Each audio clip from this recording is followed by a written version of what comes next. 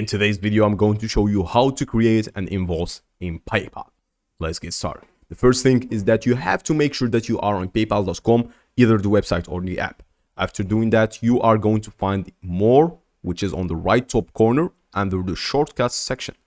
Click on it, we will resolve in pop in this tree stuff. You can create an invoice right here and you can create an estimate. But now we are going to create an invoice.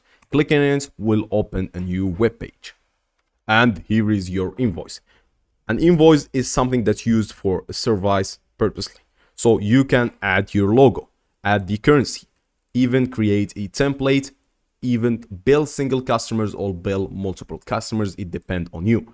Make sure that you are using the right email address. For example, I'm going to bill this email address right here, friends of mine.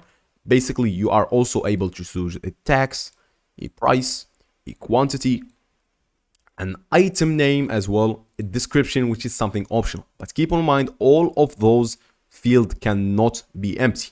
You can choose the invoice number right here. If you would like it to be 1, if you would like it to be 32, whatever invoice you have right here.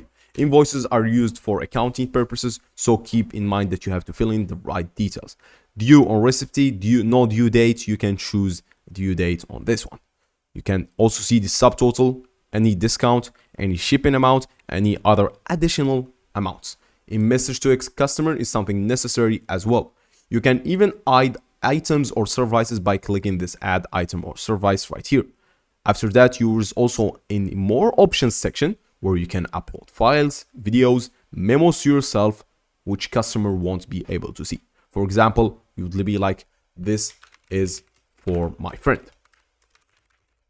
And yeah, after doing that, all you will have to do is click on the send on the top right corner and you will be good to go. That's it for today's video. Goodbye.